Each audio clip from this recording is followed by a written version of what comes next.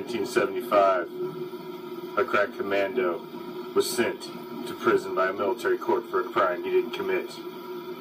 This man promptly escaped from a maximum security stockade straight to the Raider Underground. Today, still wanted by the government, he survives as a soldier of Raider fortune. If you have a problem, if you're lucky enough to find him, proceed with caution.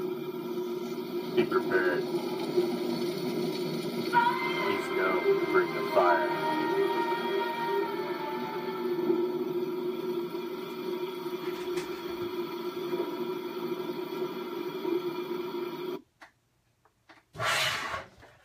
What's up, Raider Nation?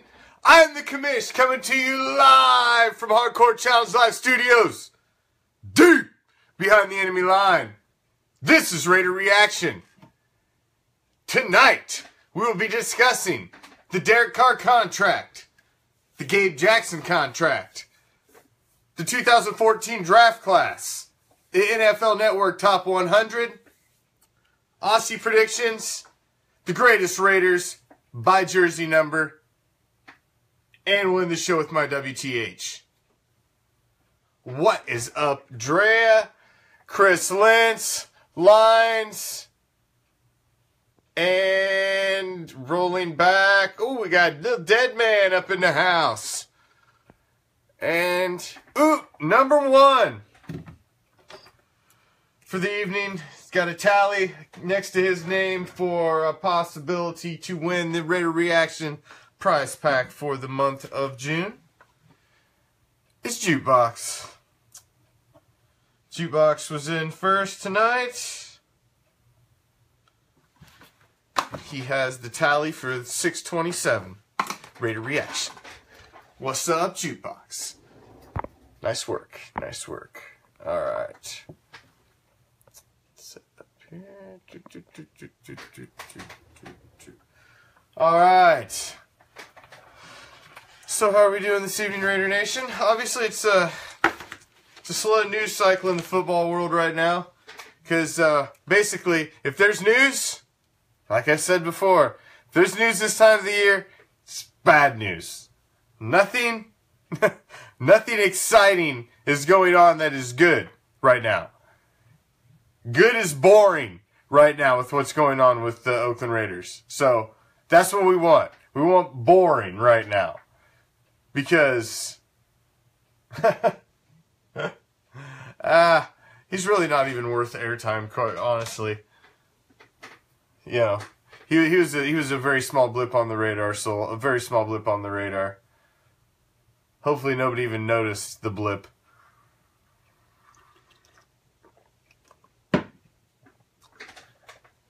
He got more attention, I believe, after he was gone than he got while he was here. I believe that is the case. So, what's up, Mark Anthony? Carmine. Chuck's in the house. Tacos. Bringing the tacos. So, start off the show with first topic that I had mentioned. No, I've decided to rock this new, sweet, blinged out cup. So you don't know what's in that.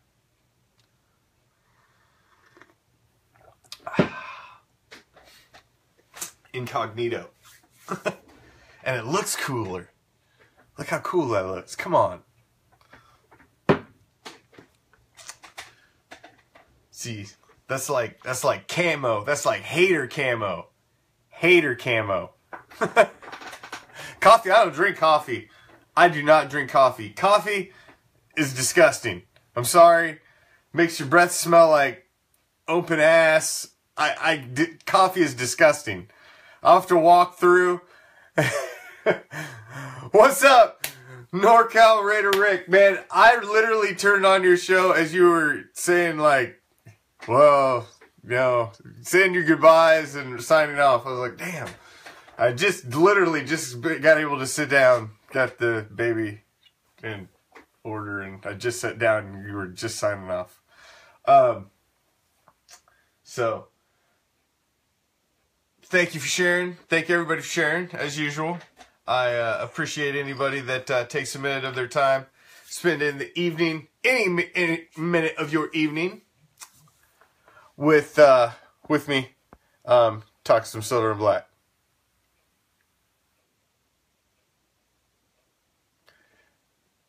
I agree. Chuck just basically laid it out right there. All the hot news. That's really all the hot news we have right there. I mean, the top three need to sign. Why aren't they signed? Gabe Jackson, the Gabe Jackson contract. And Conley, I think there's not going to be any. I think the news on Conley is going to be no news, really. I think that's going to kind of come and go. I don't think it's going to end up being as big as a... Right on, bro. I will check you out Thursday. Thursday's my double night. Thursday's my... whether or not you know... there's a nice segue for a good plug. Thank you, Raider Rick. On Thursdays, I am on One Nation Live. Stream from there. Of course, all Raider Reaction webcasts are simulcast on the Raider Reaction Facebook page. So if you don't know where I'm at, you always can find me there, wherever I'm streamed from. But I will be on One Nation Live at 9 Pacific, midnight Eastern, for the Raider Reaction After Hours party. So if you've got your invitation, make sure you go like up the page, One Nation Live. And I will be there on Thursday night, late night, for a little double shot. Do my regular show, like I always do, 5 nights a week, right here on Oakland Raider Football. But I do a little extra show called the After Hours, where we do a little more informal style. So you have your invitation. So please stop by on at One Nation Live on Thursday night, 9 Pacific. Midnight Eastern. What's up, Brian? So, first thing I want to touch on, let's look at the Derek Carr contracts a little bit.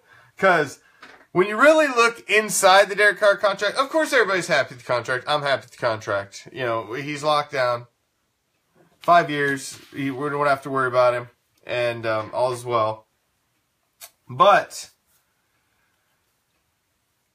when you're looking at the way the contract's structured, it's very back-end heavy. Which is good if Derek Carr performs like we all expect him to perform. That's in a perfect football world. But let me play devil's advocate. Because typically,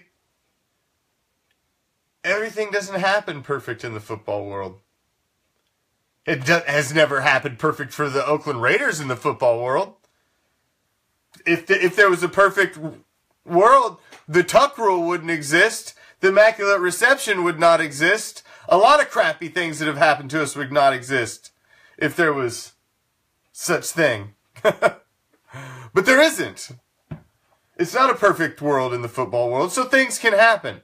So when you look at this contract, it's light in the first 2 years. What does this leave, ladies and gentlemen? Oh, do tell, Commish, what does it leave? It leaves a loophole after 2 years where they can possibly trade, and if Derek Carr does not perform. Because when it comes down to it, it's always the business. So when you look at it, they ain't really got to start forking out the big money till year 3 of this contract. Sup, Scott? Not until year 3. So after year 2, or during year 2, don't think they stand back and going.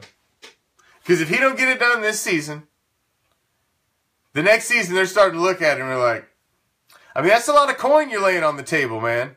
That is a lot of coin. A lot of coin. It's a lot of coin. So, but we will see. We will see.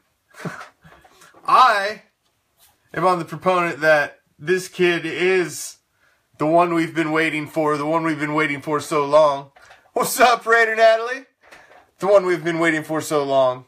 I believe it to my heart that he is the man that we've been waiting for. So, we will see. I think it's a good contract. I like the way it's structured. And like I said, I think it's structured well both ways. Because it's structured well for Derek Carr. He'll be hit way less on taxes because by the time that he starts getting his big paydays, he'll be in Vegas. And the Nevada taxes are much different. And it's also good when you're looking at it from the franchise perspective, as after year 2, they do have the possibility to pull something off and, you know, back away. if they so desire. Now, I would be surprised if that happens, but we'll see. So, that deal's done. It's done. We don't have to worry about it. We're not going to be talking about Derek Carr, because what we're expecting this season is a vengeful Derek Carr coming out and lighting the NFL on fire and starting right where he left off on an MVP campaign, which is what I fully expect and what the rest of us expect. I expect that to carry on for a few seasons. He looks like the next great elite quarterback, the next top tier quarterback, and I see no reason to not believe that it's not going to happen. You just gave the guy more weapons. You put more tools in his toolbox. So I don't know why he's not going to improve. He's improved every year thus far. Khalil Mack's on the same course. Both of these guys have just improved. Are you telling me they peaked? They ain't peaked yet. No way. So the Derek Carr contract's shelved. We got that. It's locked in. What's next? Obviously, contract-wise, you've got the big 3, the first 3 picks. What's up, Taz? And oh, you may be surprised what it is. But Gabe Jackson. Gabe Jackson's probably, well, there's no probably about it. I mean, he is the biggest thing we've got to get done. He's looking at probably a 4-year, roughly $40 million deal. Somewhere around the neighborhood of $10 million a year. Oh, I knew it was you, Saul. I knew it was you. Who else was it going to be? Oh. So, I mean, this is another one I do believe is going to get done. I think this deal and the 3 rookies will all be signed. I think we're good. They're going to knock them out systematically and get it taken care of. I mean, really, there have been no major distractions. That is the one thing I have kept saying about this offseason, is every minor little hurdle that we have encountered that we were supposed to not clear, involving the stadium, involving the relocations, involving this, involving that.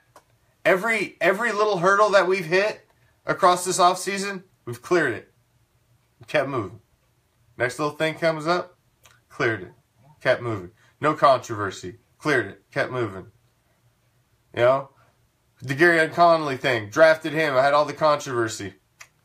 You really heard anything after that? Nothing really. Cleared it. Kept moving. Kid just came to camp. Just doing his thing.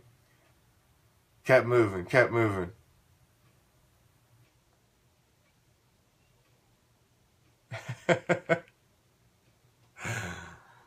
Oh. So.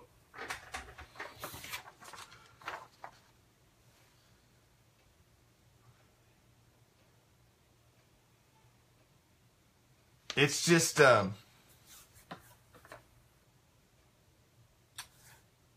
I think all these deals are going to get done. I do believe they're systematically going to take care of them very shortly. Very shortly.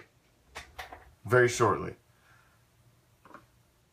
But, like I said, we're looking at Gabe Jackson's probably looking at somewhere in the $9 to $10 million a year range.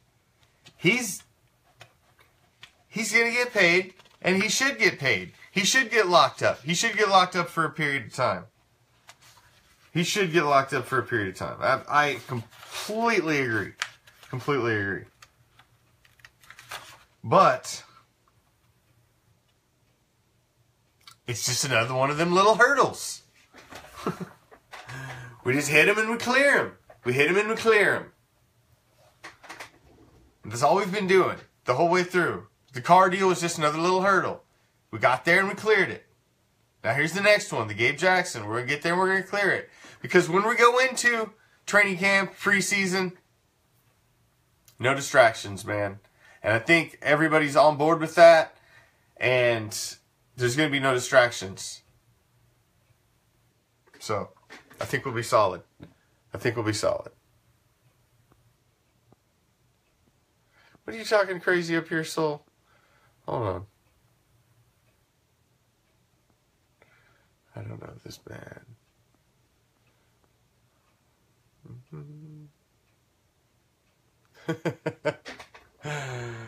Oh.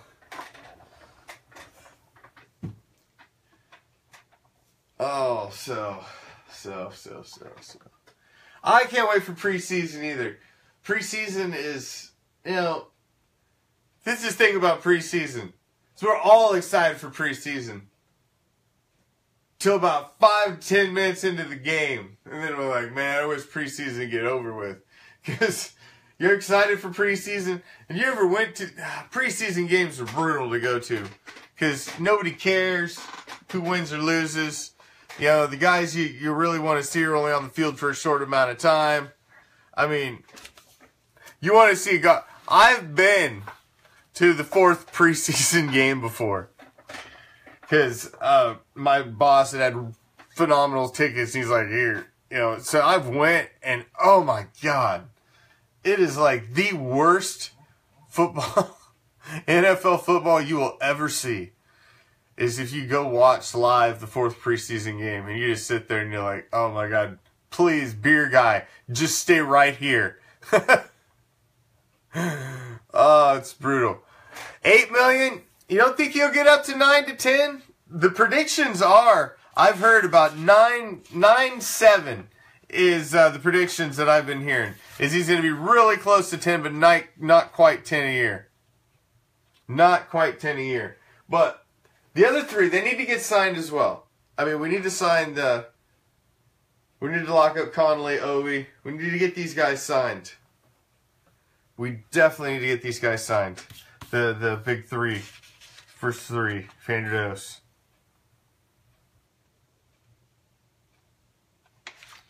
Need to get those guys locked up. But, like I said, I don't think any of these... Alright! Tickets in the mail is always a good day. Raiders tickets in the mail. That's a glorious day. Gotta love that. Gotta love that. Now, as we all know, Derek Carr, who just got his contract, Gabe Jackson, who's trying to get his contract, and Khalil Mack, the reigning Defensive Player of the Year, all came out of the same draft class. That is the 2014 draft class, which, if these guys continue upon the rise that they are on, could come down as being one of the greatest draft classes ever. Ever.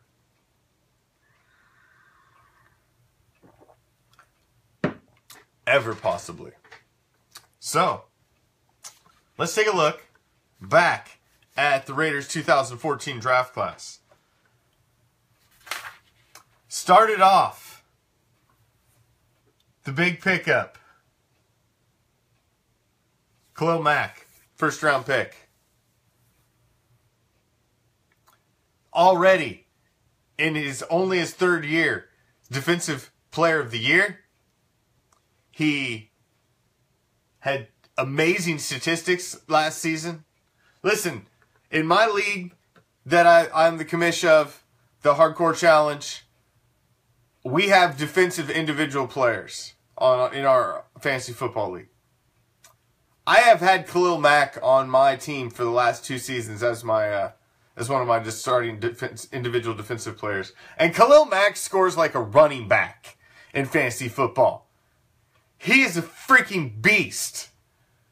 And he will be high on my draft board this season in my fantasy draft. Again. Because I'm telling you, Khalil Mack gets tackles, he gets sacks, he gets tackles for losses, he gets sacks for losses. The guy does everything. So, he's your first overall pick in the 2014 draft. And he's got the possibility to be one of the greatest ever. What's up, Poet? What's up, Steven? Hey, what's up? We got the King in the house. What's up, King? Got Raider Ed. So, then you roll into the... King, I agree. And when I was sitting there, I remember that draft specifically. Because that draft, my son was like 7. And this was when I was really starting to really teach him the ins and outs of football. And I remember sitting and watching this draft. Because I was telling him how important that this particular draft was. And I remember watching it. And I wanted Khalil Mack. I did not want Clowney. I was not sold on Clowney. Clowney's starting to come around now, but it was a little slow out of the gate. I wasn't sold on Clowney. And I was just sitting there and I was telling my son, we're going to get a steal with this Mack kid. I'm telling you, we're going to get a steal with this Mack kid. And oh my God. Who would have ever known? I mean, I'm not going to call myself no Nostradamus or nothing, because that's just was one of the lucky guesses. Because I thought Jamarcus Russell was going to be something too. So, I mean, I'll take the good with the bad, but, you know. I was stoked that we were going to take him. Now, then, come back in the second round of that draft class and grab Derek Carr. Now, look at all the teams. This is one of those picks where in the near future, you're going to hear all these teams talk about, they're going to have them stupid charts up there like they do about us, like, oh, they took Jamarcus Russell when they could have took Calvin Johnson. They took this guy when they could have took that guy. Everybody's going to be on there, and you're going to see the charts, and it's going to be like, well, all of these teams, they drafted this guy, and they could have took Derek Carr. Or they took that guy, and they could have took Derek Carr. That's what you're going to see. You're going to see all these teams that had a pick, let him get to the second round, and had a chance to take him, and didn't. Passed on him. He could be one of the next greats. So that's your second pick in the draft. So there already, you got a guy that was in his third year in the league, in the MVP, all the way up until the second to last game when he got hurt, and you got a defensive player of the year already. Your third pick is Gabe Jackson. You locked down Gabe Jackson, who you're getting ready to sign to a multi-year deal. Probably $8 to $9 to $10 million a year, somewhere in that range. He's getting ready to get paid. So, he's a hit. So your first, bang, bang, bang. There's 3 hits. Your 2000, and big hits. Big hits. I mean, these are solid Pro Bowl NFL starters, high-end elite athletes. Scored 3 of them in that draft. I mean, that's amazing. Now, you also got Justin Ellis, defensive tackle, who's still playing, who's still contributing. You also got cornerback Keith McGill, still hanging around, still playing special teams, still relevant in the league. Also got cornerback TJ Carey, still playing. Still the possibility to maybe make a splash at corner. He's one of them guys that's just on the edge of like, are Are you gonna? You know, he's one of those guys. You never know. Just something clicks with kids sometimes, man, and they just have that season. You just never know. But he's still hanging around. You know, coming into his 4th year in the league. You had Shelby Harris, defensive end, and Jonathan Dowling, safety. Your 2014 draft class, ladies and gentlemen, could possibly go down in history as being one of the greatest draft classes ever. Should put, Reggie McKenzie, you're getting ready to start, planning for the statue of that guy you're going to put out front of the new Raiders facility when it moves to Vegas. There'll be you'll have your statue of Al, and hanging out over here will be your statue of Reggie. Because if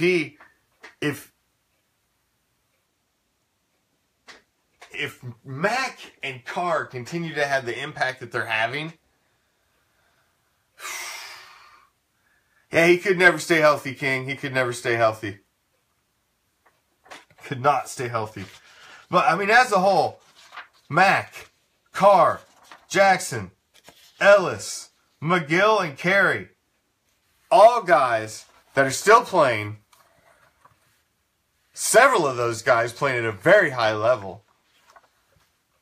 But all of those guys are playing and contributing players to the team right now, 4 years later. That is an amazing draft right there. You've got a guy who almost was in deep into the discussion of MVP last season on offense. Was leading his team to the playoffs. Had led them to 12 wins before he got injured. Defensive Player of the Year. Multiple Pro Bowls from all these guys. And at one draft.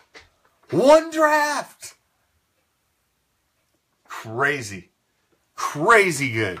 Historic silver and black draft. The 2014 draft class was and is and will be the rebirth of the Raiders after a decade plus in the darkness. We arose and Raider Nation was reborn in 2014 with adding some of these young stars to the team that we had desperately needed.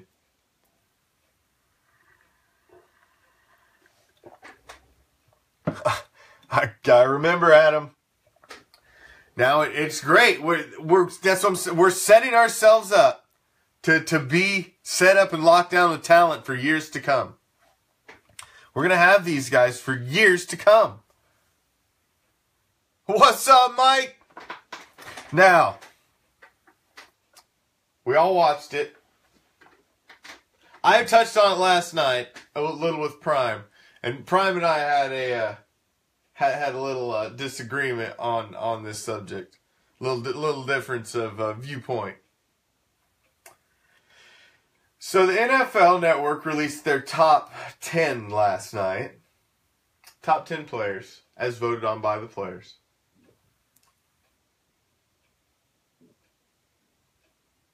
Von Miller's number 2. Khalil Mack's number 5. So, my question was what was the criteria of the vote? Are you voting on that individual player and their accomplishments and where they're at in their career up to that point? Or are you voting on Von Miller 2016 against Khalil Mack 2016? Or are you voting on their careers up until said vote? Because career-wise, I'll give Von Miller a little bit of an edge. Only because he's won the Super Bowl. He was dominant in the Super Bowl. He's done that. Career-wise. But if you're stacking and voting against 2016 Von Miller and what he did in 2016, against 2016 Khalil Mack and what he did in 2016, there is no way Von Miller is ahead of Khalil Mack. No freaking way. So that's my question, is what's the criteria for your vote? Is it just what they did in the previous season? Because if it's just what they did in the previous season, he's the defensive player of the year. How is he not ahead of the other guy? They basically play the same positions. His stats are better across the board on every single major statistic. I mean, now, like I said, if the criteria was you're voting on that player and his career up until that point, okay. Because Khalil Mack's going to pass Von Miller after he gets the Super Bowl this season. So, I can see that. Because basically, Von Miller's the old guard, Khalil Mack's the young dog, and he's going to take him out, man. And he's going to surpass him this season.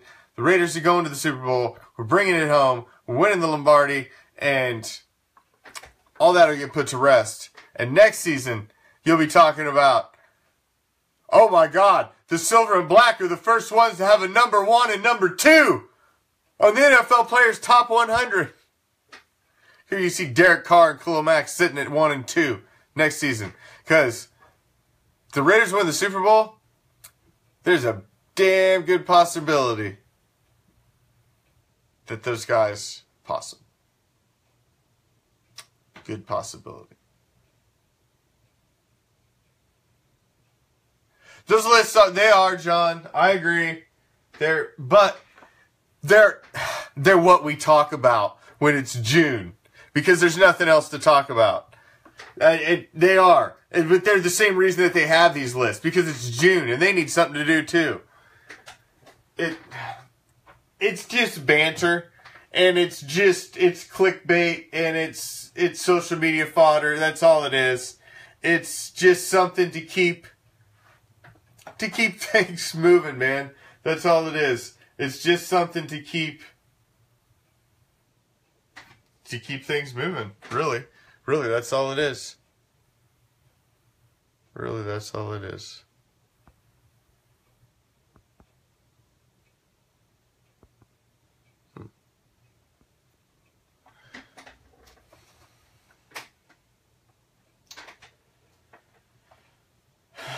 So, I guess, without knowing the criteria, I guess I'm just going to stay disgruntled about it. And, because nobody's going to answer my question. Nobody's going to answer my question. The NFL Network will not answer my emails. They could care less, so. Oh, I emailed them. I asked the question. I'm curious. What's the criteria for the vote?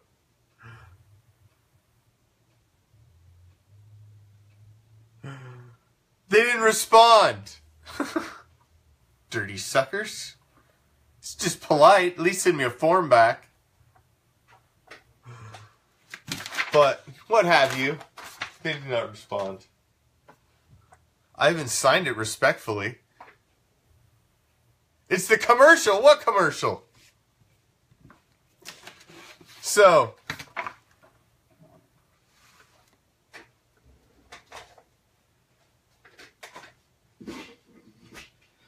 I don't know. Okay, I don't watch that much.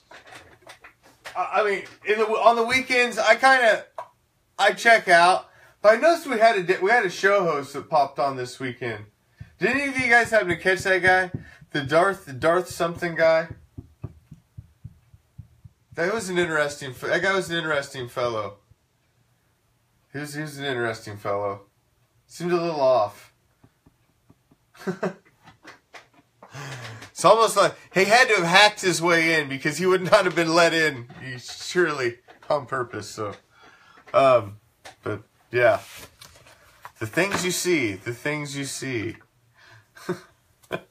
What's up, Dorothy Bell? So,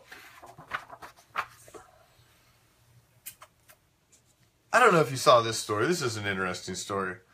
So, this is also, you can file this BS right here under off-season clickbait as well. Clickbait BS. You can file this under clickbait BS because this is all this is too, is off-season clickbait BS. But an Australian sports site calls the Raiders doomed in 2017. Our franchise is doomed. Our resurgence to relevance is encouraging, but basically we are still doomed to repeat as previous history. Whatever. So now we're going to listen to these guys? What do they know about American football? I mean, seriously. I mean, they play some skewed, weird version of Aussie rules football. It ain't even rugby. They got like their own crazy rules.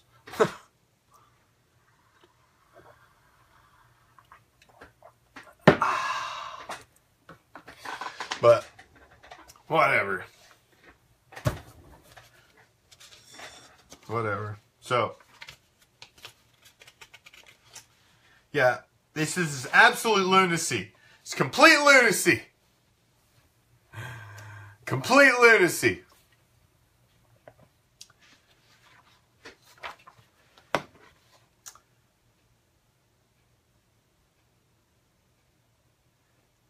Yeah, we're taking now we're taking shots from Aussie football, from Aussie talking heads. Listen, man, you and your kangaroos and your wallabies. Step off of us. Raise up. We don't need y'all up in our business. All right. So, over the next few episodes that you have with me at the end of the show, I'm going to touch on a little countdown that I've been doing. And we're going to work our way through it because it's from 0 to 99. And it is the greatest Raiders by jersey number. So obviously we'll start with 00 and work our way to 99. And, you know, it'll be like the NFL Network Top 100. I'm going to drag it out. Because I'm going to close out the end of several shows with it. We'll touch on it just for some historic fun. It's always nice to bring up some old names, to bring up historic names and just, you know, pique your memories.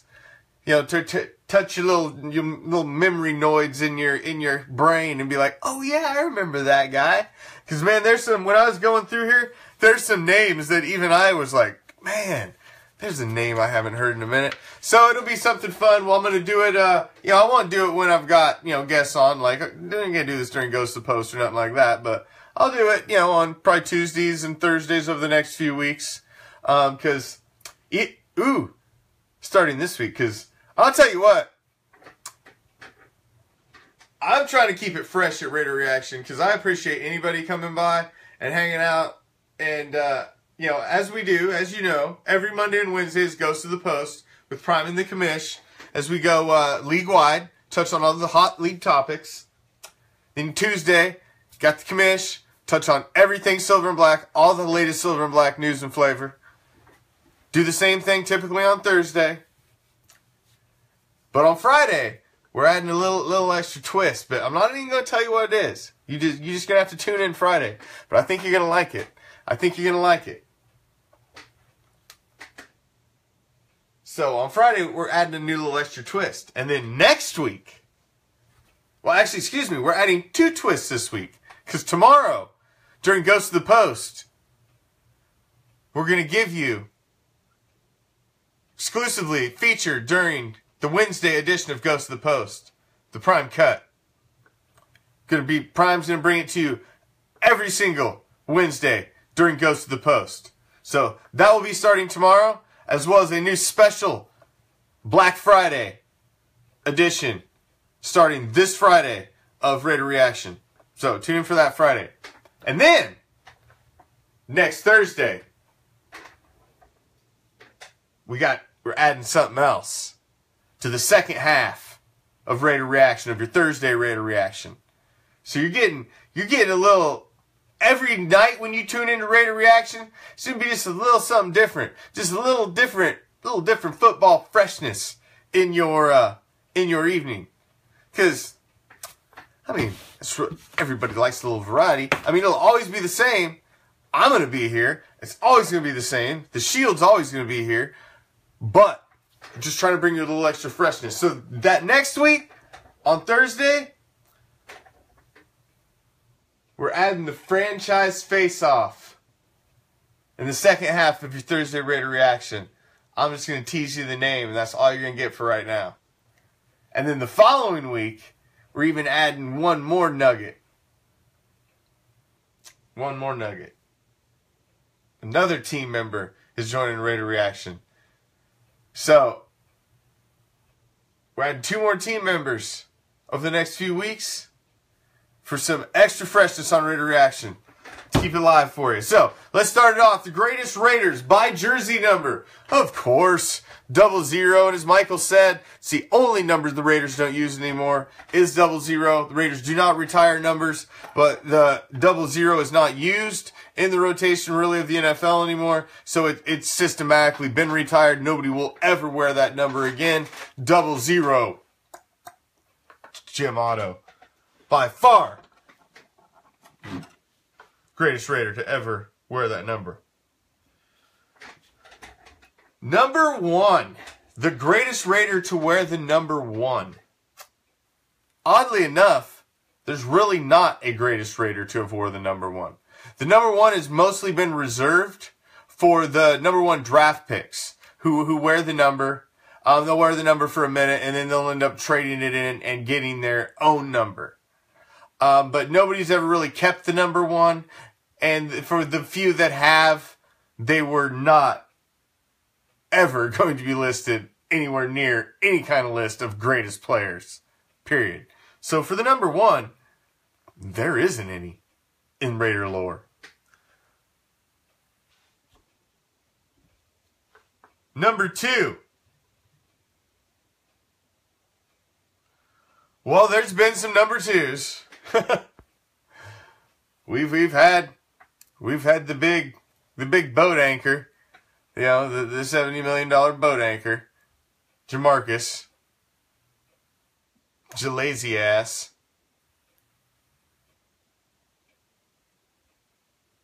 You also had Aaron Brooks.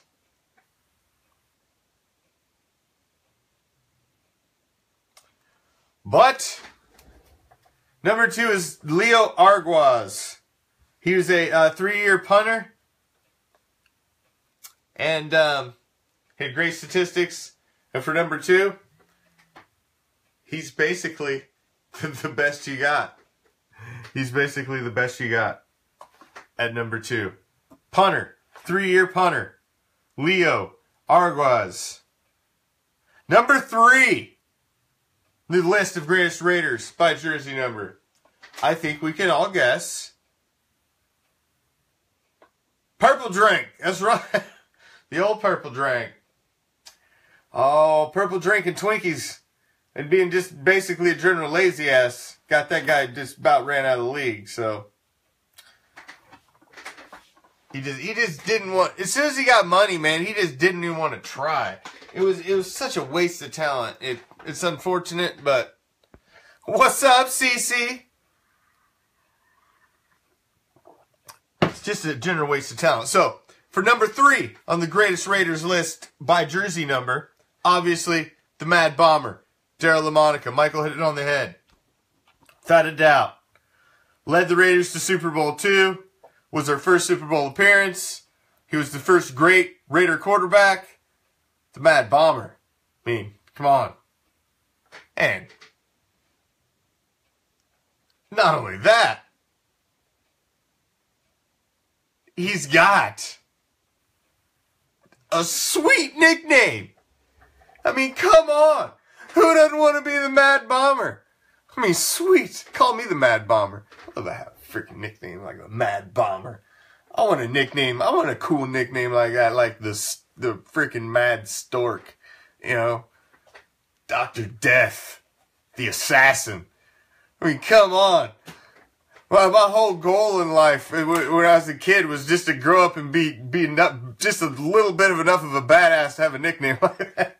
There's somebody call me the Assassin. I mean, what do you got to do to be called that besides actually killing somebody? Yeah. Apparently, what Jack Tatum did, that's what you got to do, which was at some points damn near killing somebody. You know, he did make the one guy a quadriplegic for the love, you know. He makes people's kids hurt when he hit them. If you've never read They Call Me Assassin, the autobiography of Jack Tatum, I own a copy of it. I actually own one of the original copies of it from back in the 70s or 80s, early 80s when it came out. And it's a very, very interesting read. Very interesting. Oh, the judge was awesome too, Jay. Come on. Oh, we're comparing diamonds here, Jay. Well, one diamond can't be shinier than the other. I mean, these we're talking greats of the greats here.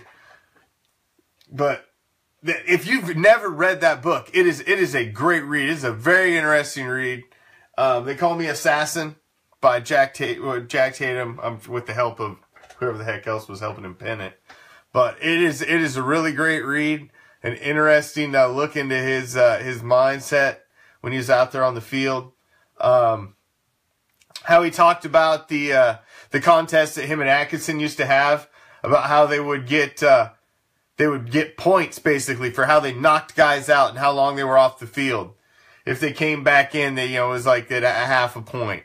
If they knocked them out for the half, they would get some. If they didn't come back for the game, they got like an extra point or something. But they had like a point system for how they knocked guys out of the game, and it's a very interesting book. I myself am. It's been a year or two since I've honestly sat down. I don't read that many books anymore. I used to read a lot, but obviously, much like I'm sure the rest of us, technology has ruined me. The only thing I read typically anymore is on a screen. Just like, I'm sure the majority of the rest of us. But we're all guilty. Slaves to the technology. Slaves to the Wi-Fi. Where's my Wi-Fi? I got no 4G.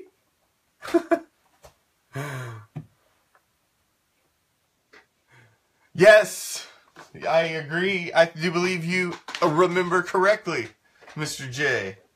I do believe you remember correctly. He was the Mad Bomber. The nickname was, he got it for a reason. The guy just let it fly. Now, number 4.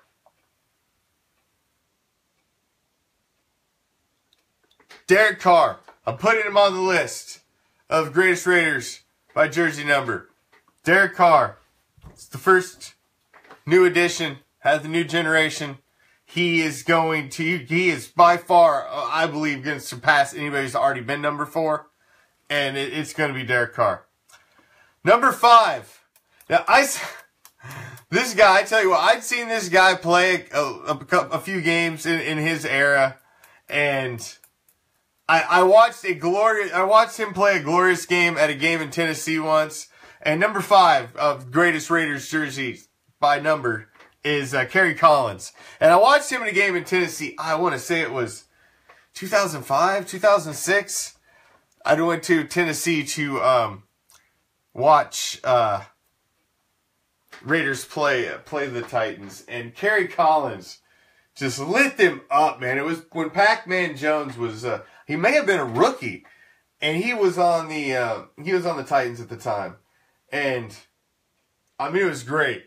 There was only a splattering of Raiders fans, and I had bought tickets off of some season ticket holders. And it was basically me and my wife and the 2 Raiders fans that were with us in a section of all Titans fans. It was glorious.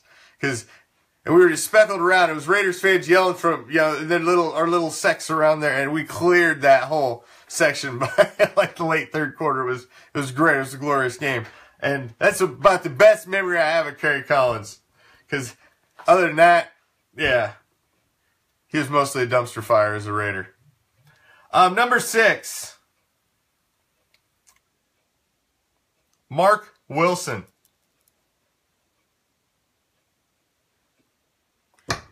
I mean, what are you going to say? He was mostly a bust. He did get some playing time. I mean, he's only on here because there wasn't that many other guys that wore number 6.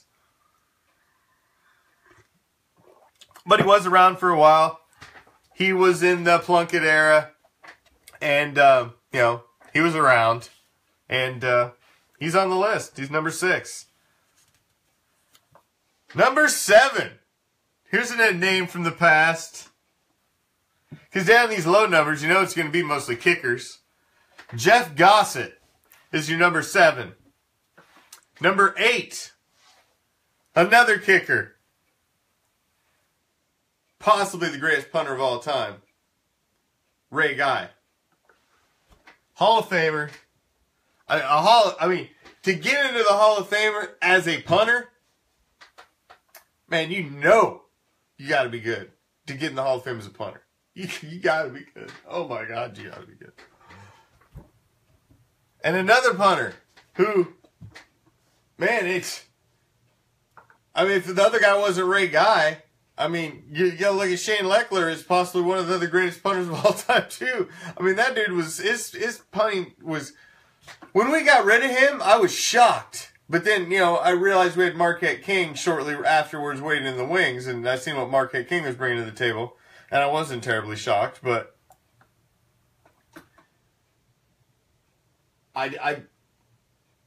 he was such a talent that I just was shocked. I wasn't expecting him leaving.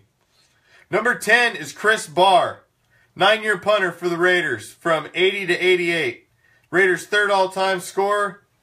He's your number 10. Number 11. Come on. We know who it is. We know who the number 11. Obviously it's Seabass. He's the basically rewritten the Raiders record book in scoring. Number 12 on the greatest Raiders by number. There's been some great number 12s. Rich Gannon. But, there's really only one great number 12.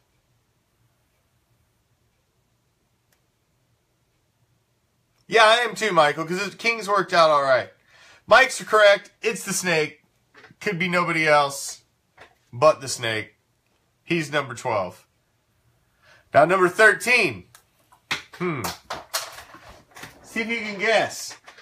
Who's number 13? The greatest Raider to wear the number 13.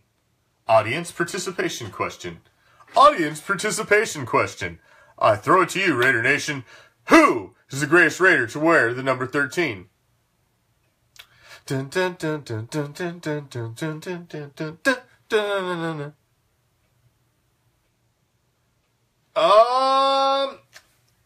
That's not who I got, Michael. That's not who I got. Played quarterback, 88 through 92. 5 seasons was our primary starting quarterback. Actually, we went to the playoffs a few times during that time period. Had the unfortunate, went to Buffalo and just got absolutely murdered in the snow. Oh, it was like, what, 51-7 or something ugly like that? Oh, my best friend was a Bills fan. Oh, God. Jay Schrader. Shredder. I always called him Shredder because he shredded my dreams 90% of the time. So I always called him Jay Shredder, but he's number 13. Number 14, Errol Mann was the Raiders kicker for a little over 2 seasons, in the midst of which the Raiders won Super Bowl, and he missed a field goal in that game, but otherwise he was decent.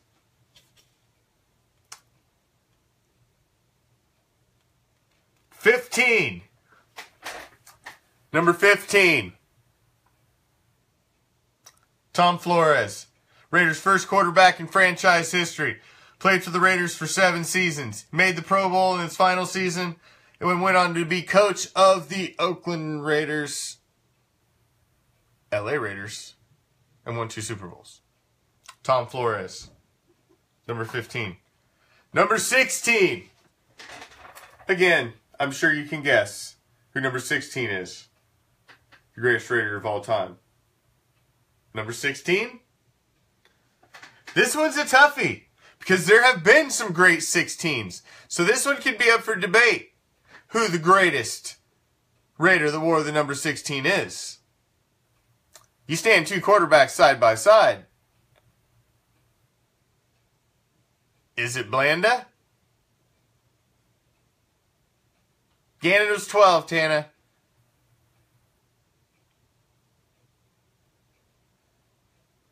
Was it Blanda? Was it Plunkett? Plunkett's got 2 rings. Now,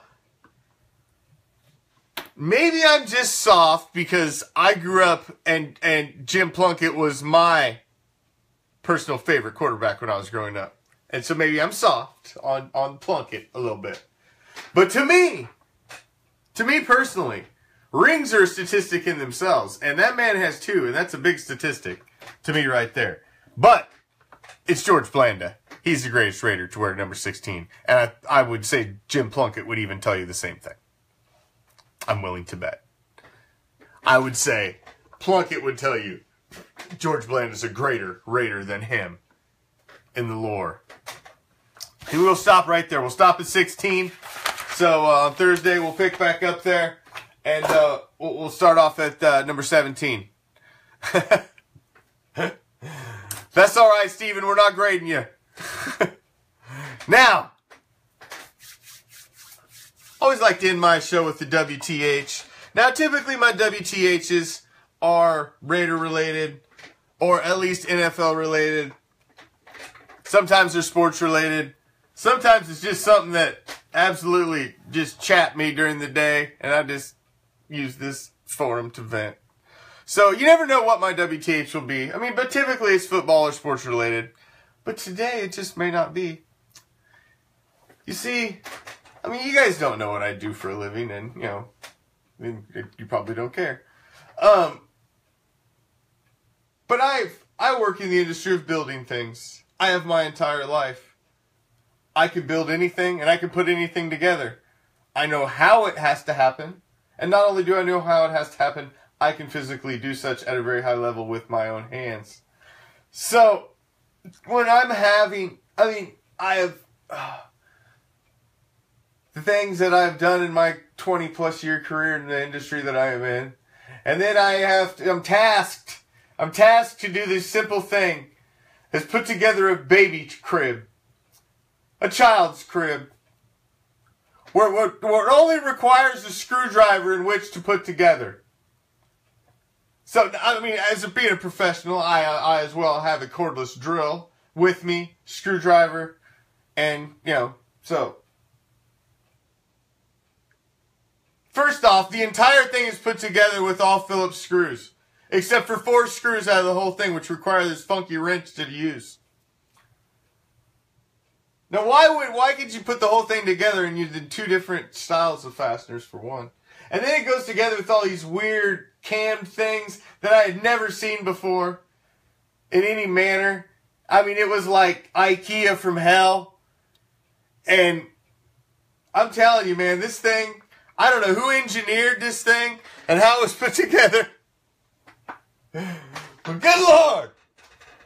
What the hell? Should not take that long to put a crib together. At all.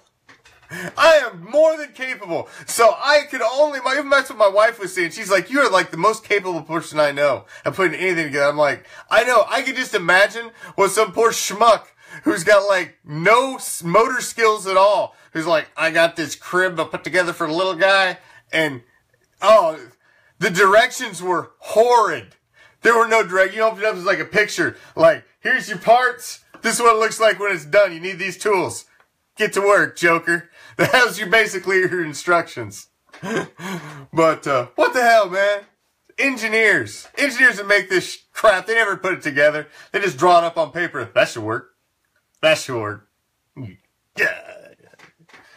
So, tomorrow, Goes to the Post, Prime and the Commish. See you here tomorrow night. Me and Prime bake it down, drop back deep in the pocket, let it fly league-wide, hit all the league topics. Appreciate you stopping in. Always appreciate you stopping in. Peace, love, Raider Nation.